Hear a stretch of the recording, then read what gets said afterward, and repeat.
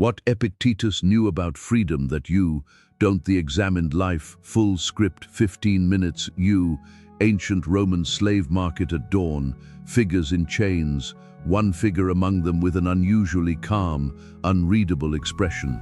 He owned nothing, not his body, not his name, not even by Roman law, his own thoughts. A master's hand gripping a slave's leg, the bone visibly damaged, an act of casual cruelty. His leg was broken by his master, some accounts say deliberately, some say through simple indifference to his pain. The same figure now walking with a permanent limp, expression untroubled, unexpectedly at peace. He walked with that injury for the rest of his life. He never complained about it in any text that survives. Epictetus, stone bust, simple, weathered, no royal ornamentation, humble origin, immense legacy. His name was Epictetus, and he would become one of the most consequential philosophers who ever lived. Roman emperors, golden palace, contrasted against a simple stone room where Epictetus taught both forms of power. Marcus Aurelius, emperor of Rome, owner of everything, read his teachings and called him master. Chains breaking apart, not physically but symbolically, the iron transforming into golden light. Here is what should disturb you about this: a free Roman citizen, wealthy, anxious, pacing physically free but visibly unwell internally. The men who owned him legally free, materially secure, were not, in any meaningful sense, free. Epictetus teaching, seated, calm, his students leaning in, the contrast between his condition and his peace, stark, and he, broken-bodied and legally enslaved, was a modern figure, comfortable home, every legal freedom available, yet visibly anxious, trapped by something invisible. You have more legal freedom than Epictetus ever possessed. The question hanging in the air, carved into ancient stone: are you actually free? The question this video is going to force you to ask is whether you have more actual freedom. Epictetus made a distinction that almost no philosophy before him had made with such precision. His own enslaved body shown in one frame, his unenslaved judgment shown in an adjacent frame, two separate domains. There are things that belong to you completely, and things that never belong to you at all, regardless of legal status. His words carved deep in stone. Some things are within our power, while others are not. Some things are within our power, while others are not. A list forming on ancient parchment under the heading, not ours: body, property, reputation, the actions of others.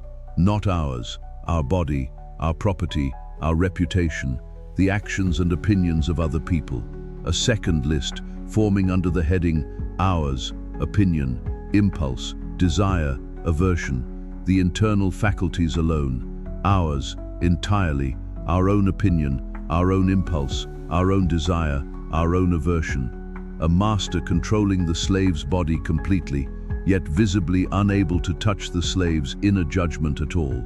A master could control Epictetus' body completely, his leg, his labor, his physical location, an invisible boundary around the slave's mind, impenetrable, untouched by any external force whatsoever. He could not touch what Epictetus thought about any of it.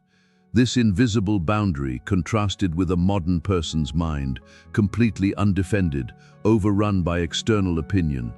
Compare this to how undefended your own mind typically is. Notifications, opinions, comparisons pouring freely into an open mental space. No boundary present at all. How freely you allow other people's actions, words, and judgments to determine your internal state. A figure legally free, walking through an open city, yet entirely controlled internally by what others think of them. You are legally free, and you may be more internally enslaved than a man who could not walk without pain. Invisible strings extending from a modern figure outward toward strangers, situations, and circumstances. Puppeteer, unseen. Epictetus identified exactly how this internal slavery operates. His words: if anyone tells you that a certain person speaks ill of you, do not make defense. If anyone tells you that a certain person speaks ill of you, do not make excuses. A modern figure receiving criticism, immediately spiraling, mood and self-worth instantly hijacked. Notice what happens in your own body when someone criticizes you. The immediacy of it, the totality of it. The criticism shown as a key turning in a lock, the figure's emotional state opening completely to the intruder. A stranger's opinion, often someone whose judgment you would not otherwise respect, turns a key, and your entire state shifts. Epictetus teaching, he is a free man who does not live at the will of another, carved with deliberate weight. He is a free man who does not live at the will of another. A modern figure's mood chart, rising and falling in exact correlation with external events entirely outside their control. If your peace rises and falls entirely according to what others say, do, or think, you do not yet possess it. This pattern extended into achievement, the figure's worth tied to applause, validation, recognition from outside. This applies equally to achievement and recognition. If your worth requires external confirmation, it is not yet yours. A throne sitting empty, the seat of judgment over your own life left vacant, occupied instead by strangers. You have left the throne of judgment over your own life empty and allowed strangers to occupy it. Marcus Aurelius' words, applying the master's teaching, you have power over your mind, not outside events. Marcus Aurelius, reading Epictetus, absorbed this completely. You have power over your mind, not outside events. The throne being reclaimed, the figure stepping back onto it, the stranger's opinions receding to the periphery. The reclaiming of that throne is the entire project of Stoic freedom.